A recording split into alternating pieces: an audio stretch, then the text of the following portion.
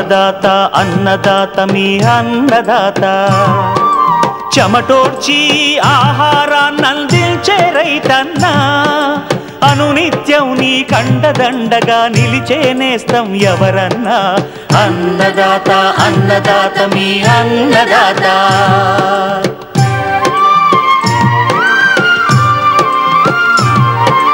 నూతన రీతుల సాగుబడికి నూరింతలు పెరిగే దిగుబడికి సూచనలిచ్చే సస్య రక్షణకు పశు పోషణకి శాస్త్ర విజ్ఞానం అందించి ముందుకు నడిపే తెలుగు రైతు భారతదేశానికి మకుటం అయ్యేలా తీర్చిదిద్దే ఆశయంతో మిమ్ము మేలు కొలిపేది అన్నదాత అన్నదాత అన్నదాత మీ అన్నదాత అన్నదాత అన్నదాత మీ అన్నదాత. అన్నదాత ప్రేక్షకులకు నమస్కారం. ఈనాటి ముఖ్యాంశాలు. పూత దశలో ఉన్న చామంతిలో ప్రస్తుతం చేపట్టాల్సిన యాజమాన్య సస్యరక్షణ చర్యలు. చెరకు పైరులో గడ నాణ్యతను దెబ్బతీస్తున్న పురుగులు, పోషక లోపాలు సవరణ. కొబ్బరిని నష్టపరుస్తున్న నల్లముట్టె పురుగు నివారణకు సమగ్ర చర్యలు. ఇంకా జై కిసాన్ వ్యవసాయ సమాచారం.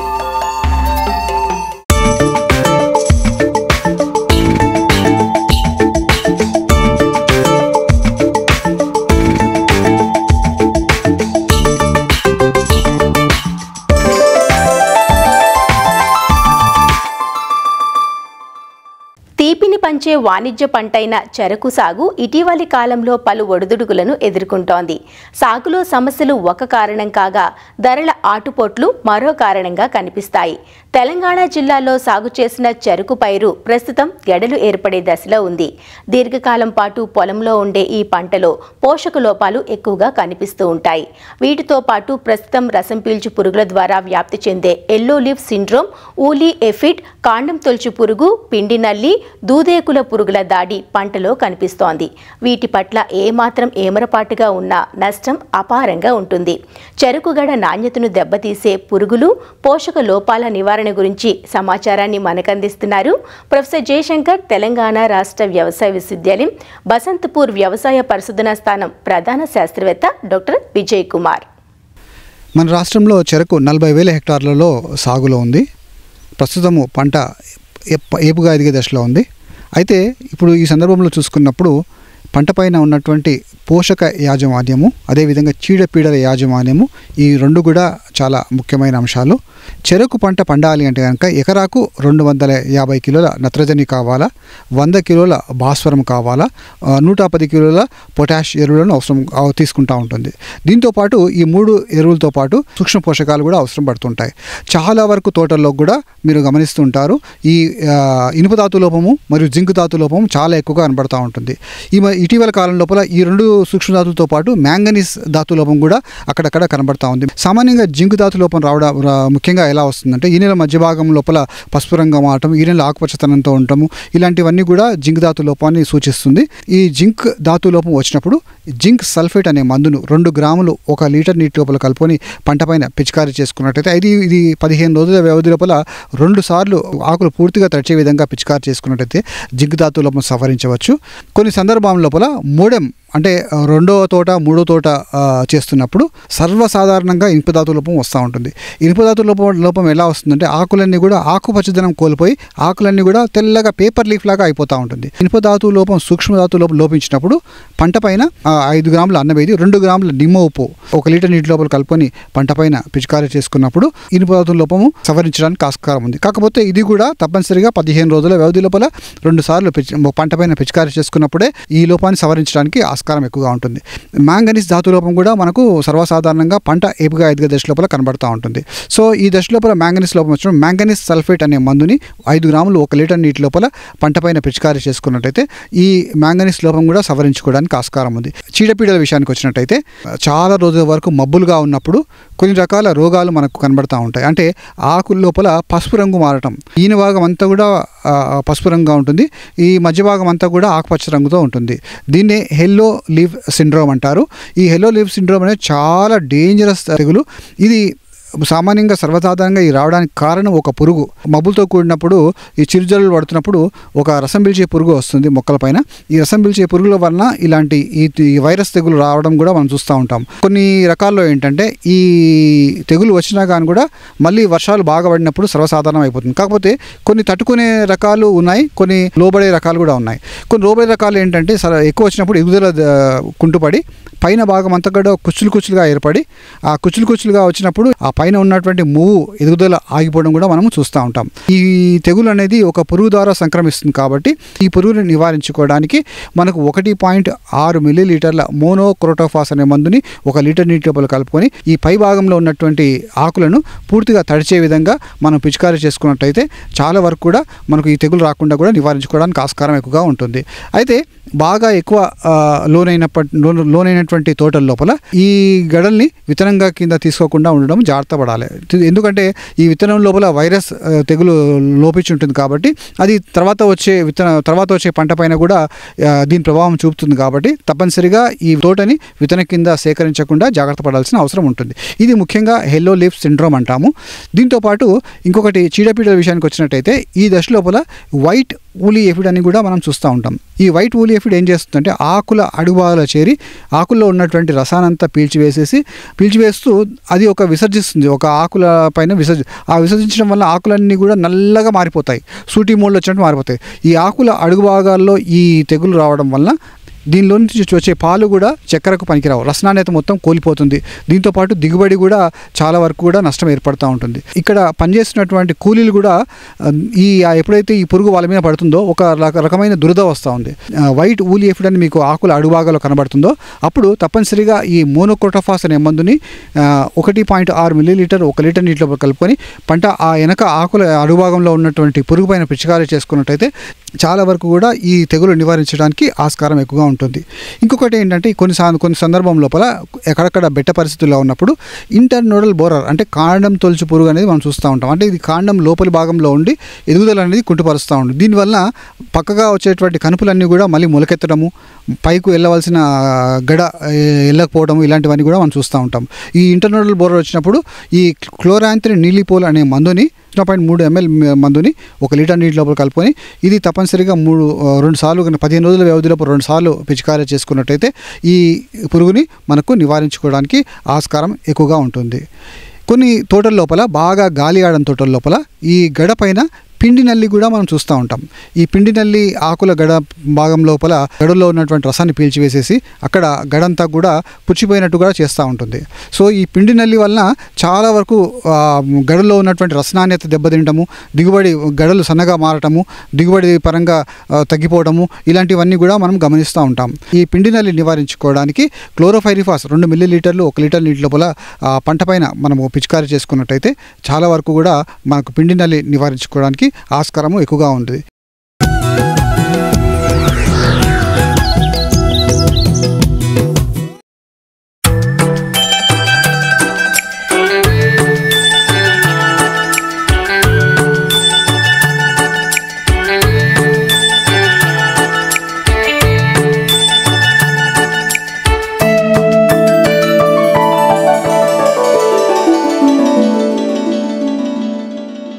సాధారణంగా పండుగలు శుభకార్యాల సమయంలో సాంప్రదాయక పుష్పాలైన బంతి, చామంతికి డిమాండ్ ఎక్కువగా ఉంటుంది. వీటిలో చామంతుల స్థానం ప్రత్యేకం. ఇటీవలి కాలంలో అందుబాటులోకి వచ్చిన పలు వర్ణాల చామంతులు చూపరులను ఇట్టే కట్టిపడేస్తున్నాయి. చాలా ప్రాంతాల్లో చామంతి తోటలు ప్రస్తుతం మొగ్గ పూత దశల్లో ఉన్నాయి.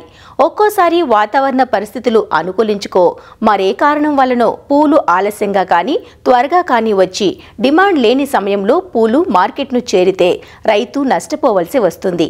అలాంటప్పుడు పూతను ఆలస్యం చేయటం లేదా అవసరమైతే ముందుగానే పూతను రప్పించుకునే అవకాశం ఈ చామంతిలో ఉంటుంది. అంతేకాదు పూల దిగుబడి నాణ్యతను నష్టపరిచే చీడపీడల నుంచి తోటలను కాపాడుకున్నప్పుడే మంచి పూలను పొందే అవకాశం ఉంటుంది.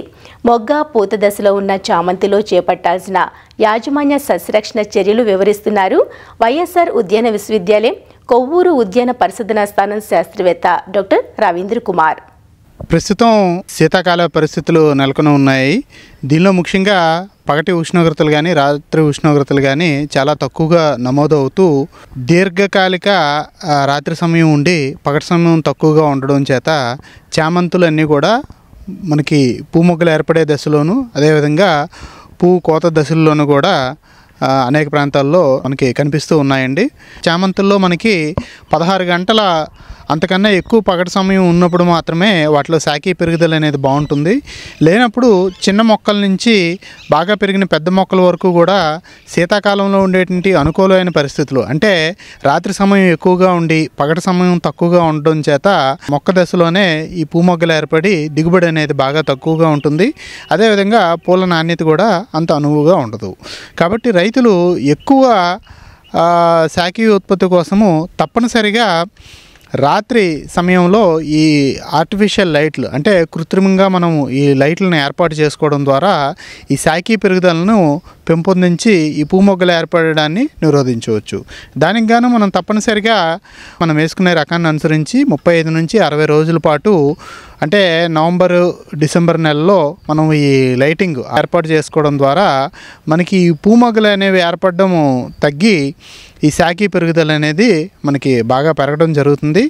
శాఖీ పెరుగుదల బాగా వచ్చిన తర్వాత మనం జనవరి నెలలో అదేవిధంగా ఫిబ్రవరి నెలలో వీటిని లైటింగ్ ఆఫ్ చేయడం ద్వారా ఈ రాత్రి సమయం అనేది 13:30 గంటల కన్నా ఎక్కువగా ఉండి ఈ పూమొగ్గలు అనేవి ఏర్పడి ఫిబ్రవరి మార్చి నెలల్లో ఈ పువ్వులు అనేవి కోతకు వచ్చి మనకి మార్కెట్లో అధిక ధర ఉండే విధంగా మనం పొందవచ్చునండి. ప్రస్తుతం దీనికోసం మనం మొదట శాఖీ దశలో అంటే ప్రస్తుతం నవంబర్ డిసెంబర్ నెలల్లో మనం అధికంగా ఈ నత్రజని భాస్వరం పొటాష్ కాల్షియం మెగ్నీషియం ఎరువులను 3:2:2:1:1 అంటే రేషియోలో ఇవ్వాల్సిన అవసరం ఉంటుంది. అదేవిధంగా ఈ పూమొగ్గలు ఏర్పడేటువంటి జనవరి ఫిబ్రవరి దశల్లో నత్రజని భాస్వరాన్ని 1:1 రూపంలోను పొటాషియం 3 పాలు రూపంలోను అదేవిధంగా కాల్షియం 1 పాలు మెగ్నీషియం 2 పాలుగా మనం అందజేయగలిగితే పూత బాగా రావడానికి అవకాశం ఉంటుంది. అదేవిధంగా పూలు కూడా మనకి బరువు పెరగడానికి అవకాశం ఉంటుంది. ఇప్పటికే శాఖీ పెరుగుదల బాగా ఉండి పూమొగ్గలు ఏర్పడుతున్న దశలో ఉండి పూలు రేట్లు లేనప్పుడు మనం తప్పనిసరిగా పించింగ్ అనేది చేసి ఏవైతే ఈ ఏర్పడిన ఈ పూమొగ్గలను మనం తొలగించుకోగలిగితే ఈ 2-3 వారాల పాటు ఈ పూమొగ్గలు ఏర్పడడాన్ని నిరోధించి కృత్రిమ లైటింగ్ సహాయంతో దీన్ని జనవరి వరకు కూడా మనము ఎక్స్టెండ్ చేసుకోవచ్చు. ఎక్స్టెండ్ చేసుకోవడం ద్వారా ప్రస్తుతం పూలు రాకుండా నిరోధించి జనవరి ఫిబ్రవరి మార్చి నెలల్లో పూలు వచ్చే విధంగా మనం చేసుకోవచ్చండి. అదేవిధంగా డ్రిప్ ద్వారా వీటికి ఎరువుల్ని అందజేస్తున్నప్పుడు తప్పనిసరిగా ఈ నత్రజని భాస్వరం పొటాష్ మరియు మెగ్నీషియం ఎరువులను ఏ ట్యాంక్ ద్వారా వారంలో ఒకరోజు అదేవిధంగా కాల్షియం నైట్రేట్ను బి ట్యాంక్ ద్వారా వారంలో మరొక రోజు విడదీసుకొని ప్రతి దఫా కూడా 2 కేజీల పాటు మనం 1919 రూపంలో కానీ లేకపోతే 13:0:45 రూపంలో కానీ మోనోఅమ్మోనియం ఫాస్ఫేట్ రూపంలో కానీ ఈ ఎరువులను అందజేసుకోవాల్సిన అవసరం ఉంటుంది. అదేవిధంగా ఈ హ్యూమిక్ యాసిడ్ని కూడా మనం 0.4% లీటర్ నీటికి డ్రిప్ ద్వారా అందజేసినప్పుడు ఈ మొక్కల పెరుగుదల బాగా ఉండడమే కాకుండా పూలు కూడా మనకి నాణ్యతగా పూయడం జరుగుతూ ఉంటుందండి.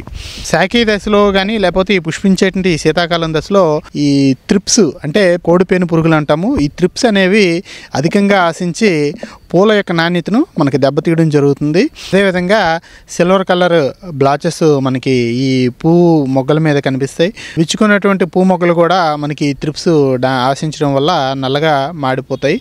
ఈ త్రిప్స్ నివారణకు మనం తప్పనిసరిగా ఈ పసుపు రంగు ఎల్లో స్టిక్కీ ట్రాప్స్ అక్కడక్కడ అమర్చుకోవాలి.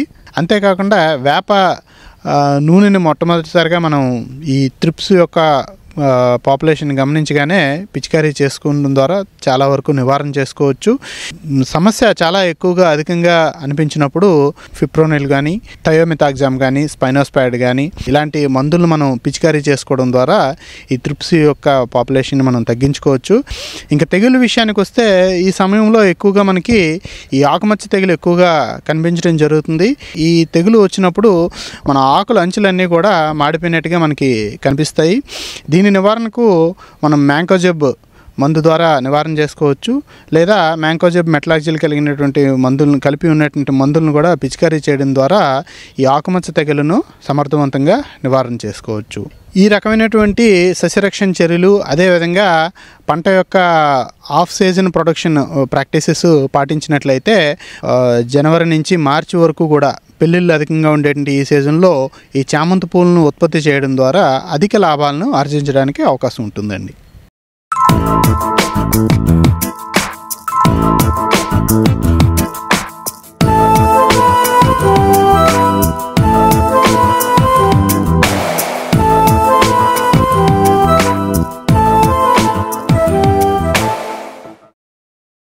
కల్పతరువుగా పేరొందిన కొబ్బరి తోటలు కోస్తా జిల్లాల్లో ఎక్కువగా సాగులో ఉన్నాయి. కొబ్బరి తోటలకు ఇటీవలి కాలంలో చీడపీడలు పెను సమస్యగా మారాయి. రాత్రి చలి వాతావరణం, పగలేమో ఉక్కపోత, మధ్యలో వర్షాలు. ఇలాంటి వాతావరణ పరిస్థితుల్లో కొబ్బరికి నల్లముట్టె పురుగు నష్టం ఎక్కువగా ఉంటుంది. కొబ్బరి చెట్లను ఆశించే నల్లముట్టె పురుగు నివారణకు తోటల్లో సమగ్ర సస్యరక్షణ చర్యలను పాటించాలంటూ వివరాలు తెలియజేస్తున్నారు డాక్టర్ బిఆర్ అంబేద్కర్ కోనసీమ జిల్లా అంబాజీపేట ఉద్యాన పరిశోధనా స్థానం కీటక విభాగం శాస్త్రవేత్త డాక్టర్ వి అనూష. కొబ్బరిని ఆశించేటటువంటి ప్రధాన పురుగుల్లో నల్లముట్టు పురుగు ఒకటి. ఇది మొట్టమొదటిగా శ్రీలంకలో గమనించడం జరిగింది. మన ఆంధ్రప్రదేశ్లో 1909వ సంవత్సరంలో బాపట్లలో గమనించడం జరిగింది. ఈ మధ్య కాలంలో కొబ్బరి ఎక్కువగా పండించేటటువంటి పశ్చిమ గోదావరి మరియు ఏలూరు జిల్లాల్లో గత 2 సంవత్సరాలుగా దీని యొక్క ఉనికిని గమనించడం జరుగుతూ ఉంది. ముఖ్యంగా ఇది కొబ్బరినే కాకుండా ఇతర పంటలను కూడా, అంటే మనకి తాటి, పామాయిలు, ఈత చెట్లను కూడా ఆశిస్తుంది. ఈ యొక్క నల్లముట్టు పురుగు అనేది వాతావరణంలో తేమ ఎక్కువ శాతం ఉన్నప్పుడు దానికి అనుకూలంగా ఉంటుంది. ఇది అన్ని వయసుల కొబ్బరి చెట్లను, నారుమడి తోటల్లోనూ, చేపల చెరువు గట్లు మరియు వరి చేల గట్ల మీద ఉన్నటువంటి కొబ్బరి తోటలను కూడా ఎక్కువగా ఆశిస్తుంది. ఈ యొక్క నల్లముట్టు పురుగు ఆశించినటువంటి చెట్లు అనేవి మనకి దూరంగా చూసినప్పుడు ఆకులు అనేవి ఎండిపోతాయి. దాని యొక్క తీవ్రత పెరిగే కొలది ఆ ఎండిన ఆకులన్నీ కలిసి మచ్చలుగా మారిపోయి తోటను కనుక మనం గమనించినట్లయితే కాలినట్లుగా కనిపిస్తూ ఉంటుంది. గొంగళి పురుగు అనేది ఆకుల యొక్క అడుగు భాగంలో చేరి పత్రహరితాన్ని తినడం వల్ల ఎండిపోయినట్లు కనిపిస్తూ ఉంటుంది. దీని యొక్క తల్లి పురుగు మనకి బూడిద రంగు రెక్కలు కలిగి ఉంటుంది. ఇది ఆకుల అడుగు భాగంలో గుడ్లను పెడుతుంది. ఒక 5 రోజుల తర్వాత గొంగళి పురుగులు బయటికి వచ్చి పత్రహరితాన్ని తినివేయడం ద్వారా మనకి చెట్టు ఆకులు అనేవి ఎండిపోవడం జరుగుతుంది. తర్వాత 10 రోజుల పాటు ఇది నిద్రావస్థలో ఉండి దాని నుండి మళ్ళీ రెక్కల పురుగులు అనేవి బయటికి రావడం జరుగుతుంది. చిన్న వయసు చెట్లను కనుక ఆశించినట్లయితే మనకి కాపు అనేది ఆలస్యం అవుతుంది. అదే కనుక పెద్ద వయసు చెట్లలో వచ్చినట్లయితే అది కాయలను కూడా సోకి, ఆకులనే కాకుండా కాయలకు కూడా సోకి కాయల పరిమాణము, దిగుబడి అనేది తగ్గిపోతుంది. ఈ విధంగా కాపు ఆలస్యం అవ్వడం, ఆకులు ఎండిపోవడం, పిందెలు రాలిపోవడం వలన దిగుబడులు అనేవి తగ్గే ప్రమాదం ఉంటుంది. ఈ నల్లముట్టు పురుగు ఆశించినటువంటి కొబ్బరి చెట్లు కోలుకోవడానికి కూడా కనీసం 2 నుంచి 3 సంవత్సరాలు అనేది పడుతుంది.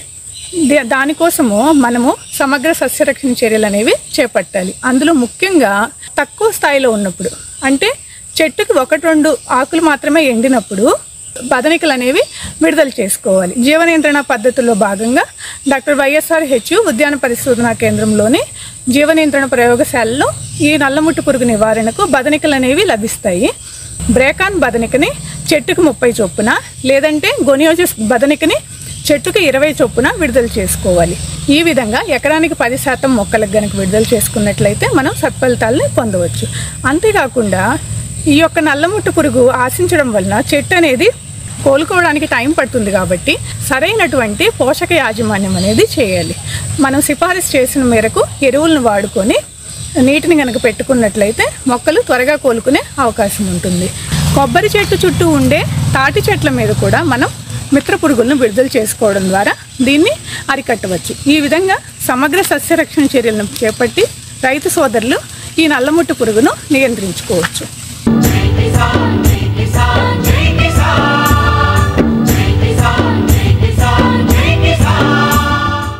వ్యవసాయ సమాచారం ఇప్పుడు జై కిసాన్లో చూద్దాం.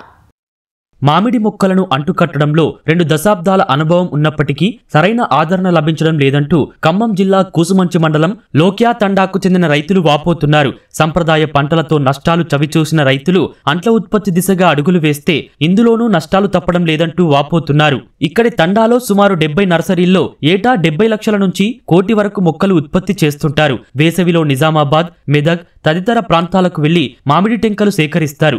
ఎర్రమట్టితో కవర్లు నింపి టెంకలను నాటి సుమారు 2 నెలల పాటు అంటుకట్టే ప్రక్రియ చేపడతారు. బంగినపల్లి, తోతాపురి, హిమాయత్ సాగర్, కేసరి, దసేరి, మల్లిక ఇలా అనేక రకాల నాణ్యమైన అంటుకొమ్మలను కొనుగోలు చేసి తెచ్చుకుంటారు. కూలీల చేత అంటుగట్టించి 4 నెలలు పెంచుతారు. అయితే గత కొంతకాలంగా అంటుమొక్కల తయారీ లాభదాయకంగా ఉండటం లేదంటూ రైతులు ఆందోళన చెందుతున్నారు. గత 20 సంవత్సరాల నుంచి మొక్కలు నర్సరీ చేస్తున్నాం. చాలా దూరం నుంచి పుల్లలు తీసుకొచ్చి కష్టపడి చేసుకోవడం జరుగుతుంది. కానీ మాకు సదుపాయాలు కరెక్ట్గా ఉండట్లేదు సార్. చాలా నష్టపోతున్నాం. ఫలాని రకం కావాలంటే బరాబర్ ఎంత దూరమైనా పోయి తీసుకొస్తున్నాం మేము. కానీ గవర్నమెంట్ సపోర్ట్ మాకు లేకపోవడం ఉండడం వల్ల మేము చాలా వరకు నష్టపోతున్నాం.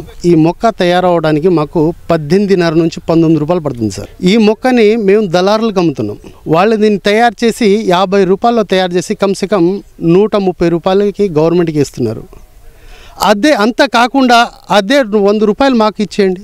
అది ఈ మొక్క ఇంకా నీట్గా తయారు చేసి మేము గవర్నమెంట్కి అమ్ముతున్నాం సార్. ఇక్కడ దాదాపు 15 సంవత్సరాల నుంచి లోక్యా తండా గ్రామంలో నర్సరీలు స్టార్ట్ చేశాము. ఒక 3 మండలాలు అలాగే ఒక 15-20 గ్రామాల కూలీలకు కానీ యువకులకు కానీ ఇక్కడ ఉపాధి కల్పిస్తున్నాము. ప్రతి సంవత్సరం వాతావరణం అనుకూలించక అనుకోని రోగాల బారిన కానీ లేకపోతే ఖర్చులు బాగా పెరిగిపోతున్నాయండి.